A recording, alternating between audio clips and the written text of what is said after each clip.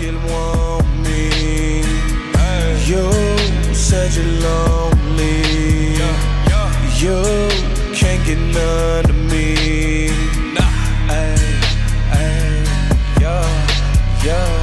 Smoking the gas now, feel like a star, yeah. She wanna get rich, proud of Dior, yeah. What's good, everybody? I'm Brandon. Today I'm doing a video from Watch Mojo. This one right here is titled Top 10 Insanely Racist Moments in Disney Movies That You Totally Forgot About. Y'all requested it, don't trip, you know, I got y'all. We about to go over some racist moments in Disney movies. Hopefully they're racist jokes. If they're just completely racist moments and it's not like a joke, we gonna see. Nigga, we gonna see. No, I'm kidding. Today's Friday. I hope all of y'all have a good day, have a great day.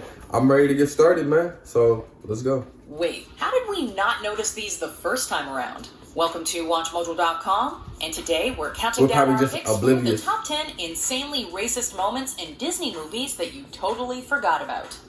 Before we begin, we publish new videos every day, so be sure to subscribe for more great content. For this list, we're ranking the most embarrassing, anachronistic, or cringe-worthy moments of racism that Disney would likely want their fans to forget or ignore. We're not passing judgment on the people behind the scenes at Disney here, as many of these moments were a product of their time. Didn't they say Disney's but it should also racist? be discussed how many of them haven't exactly aged well.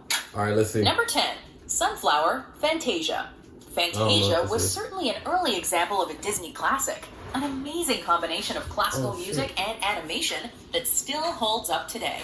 But perhaps doesn't hold up so well as a character included on the film's initial theatrical run. Her name was Sunflower, and she was a black female centaur or centaurette who's seen waiting on her white brethren during a segment titled The Pastoral Symphony. Sunflower is drawn with exaggerated black features, and is a clear example of a visual stereotype that didn't need to be there in the first place. And look, she's just cleaning up after him and shit. Disney's decision to remove the character from prints starting in the mid-60s. Okay, Number 9, Japanese soldier caricatures. Commando Duck. It may seem strange today to think of cartoons as wartime propaganda, but this was actually a common practice during World War II. Commando Duck was once such short by Disney, a cartoon that sees Donald Duck parachuting into Japanese territory for a secret mission. The short tends to focus its plot primarily on Donald's battle tactics, but there are plenty of racist moments, specifically with how the Japanese enemy is drawn. Donald's foes are deliberately presented with slanted eyes, buck teeth, and overblown accents. Oh, I beg my pardon. I bow my stomach at you. Very reverent. That's all right. Happy to you, please. They came after the Asians, nigga. This was certainly due to anti-Japanese sentiment of the time. They doing the although homies it dirty. has not aged well. Shout out all my Japanese homies. Number 8, Conveyor Belt Mammy Doll, Santa's Workshop. Santa's Workshop was a holiday-themed Disney short which, on the surface, is a harmless tale of Saint Nick and his elves getting ready for Christmas. However, early versions featured a troubling scene between Santa and a pair of dolls, as the toy maker is overseeing quality control on the assembly line. A white doll comes down a conveyor belt, says Mama, and gets approved by Santa.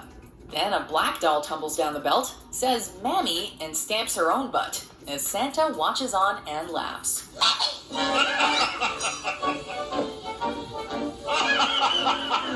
Given that the word mammy was slang for a black nursemaid in the time of slavery, and the doll's exaggerated features, it's no wonder Disney removed the scene from all modern prints. Disney, Number 7. Good job removing it. God damn, y'all King Louie is a beloved character from Disney's adaptation of Rudyard Kipling's The Jungle Book. Yeah. King Louie. That's me. Louie is a Disney original, having not appeared in Kipling's original stories, but he didn't arrive without his fair share of controversy. King Louie and his ape subjects are the only characters that speak in jive slang, popular with black jazz musicians of the day. Shady. And they monkeys, huh? Doing the songwriters on the film, and has been quoted as initially wanting jazz legend Shout out all my niggas out there. But balked at the prospect of potentially offending the NAACP with a black man voicing an ape. Yeah, bro, you can't be doing that. Is King Louie racist, or is it all in the eye of the beholder? You can't be doing that. Number 6. I wouldn't take that Arabian personal, Nights, but I Aladdin. understand. The American Arab Oh, Anti-Discrimination Committee wasn't too thrilled with the soundtrack for Disney's 1992 hit Aladdin. They took still have my charger specific plugged umbrage in. with a line in the film's opening song, Arabian Nights, where the peddler sings, "Where they cut off your ear if they don't like your face." The committee saw this as disparaging towards the Arab people and complained to Disney for a lyrical change. The company did comply and replaced the line for home video and on new versions of the soundtrack. The committee was also reportedly upset about another controversial line from the song. "It's barbaric, but hey, it's home." It's barbaric, but hey, it's home. But Disney decided to kinda leave this shady. one in. That is kind of shady. Or worse. They calling it barbaric. I can afford some manners. Oh. Number 5. Native American stereotypes. Oh, you see? Intent can be a funny thing, especially when it's perceived much differently years later. Y'all niggas racist, guys. I'm dead. Disney's Peter Pan is an example of this notion, as evidenced by a shockingly racist musical number with very innocent intentions. If it was innocent intentions, then maybe they wouldn't. Obviously, they weren't trying to be Native American sequence in racist. the Let's see film though. raises flags Let's with see. the song "What Made the Red Man Red," where embarrassing Indian stereotypes are the order of the day. Although the scene is light and bouncy in tone, the effect years later is rather cringeworthy in its execution, a blemish on what's otherwise a classic slice of Disney nostalgia. Number 4, Damn. We Are Siamese, If You Please. Hey, I Indian remember Friend. this. The intentions behind Peter We Pan's are racism may be up for Siamese. debate, I was but a it's a little lot kid. more difficult to defend I was the real outrageous young. cultural insensitivity behind the Siamese cats in Disney's Lady and the Tramp. We are Siamese, if you don't please. Oh, I sang it low, man. Most World War II tensions are the only probable reasons behind the obvious Japanese stereotypes of So sign yeah, that's kind of shady. Two twins who sing this song. The twins are drawn with the same slanted eyes and buck teeth we saw earlier in Yeah, Commander y'all Cup, kinda shady. and their I entrance didn't is even- even marked by It's funny because when you're a kid, you don't even pay attention to that type of stuff. I had no clue that they were supposed to be like dog, Asian. You something know what I mean? that hampered Asian stereotypes in film right through the 80s I didn't and know 90s. that. That's crazy. Number 3, Shungan and the Alley Cats, the Damn, Aristocats. it's gonna be black. We continue with Asian stereotypes here. Oh, never mind. The negative depiction of such doing characters the Asians wasn't only dirty, limited to the goddamn. immediate aftermath of World War II. Nope. Asians were still being drawn with the same old slanted eyes and outrageous accents in 1970, as evidenced by Shungan and the gang in the Aristocats. Fortune cookie always wrong.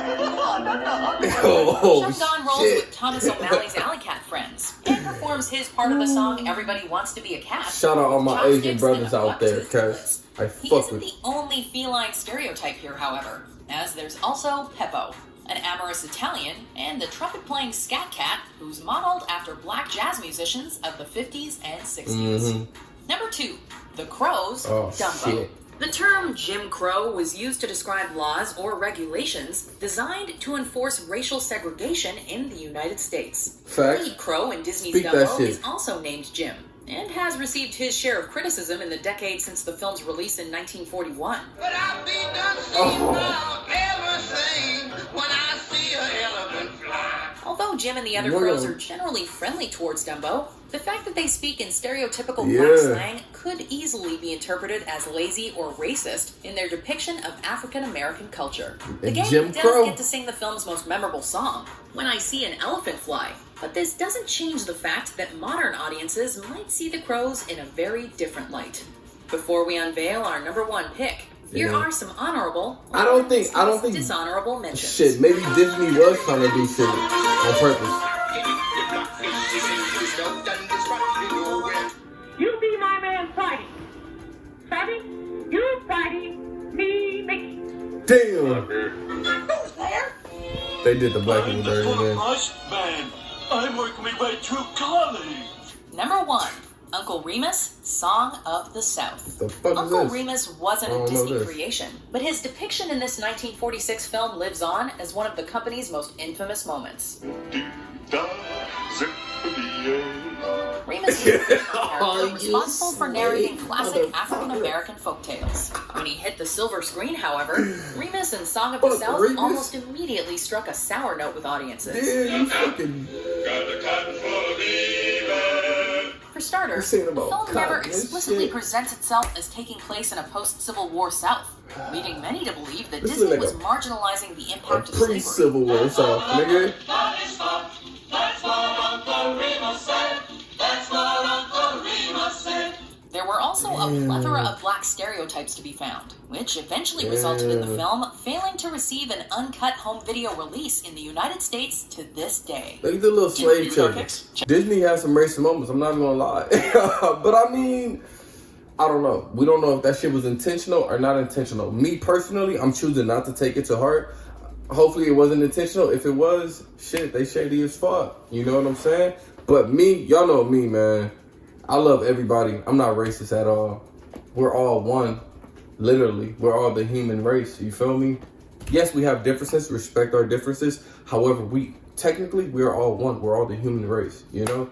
Remember that shit. Don't treat nobody differently because they're a different skin tone, different skin color like that. It makes no sense. Let me know your thought down in the comments. Peace.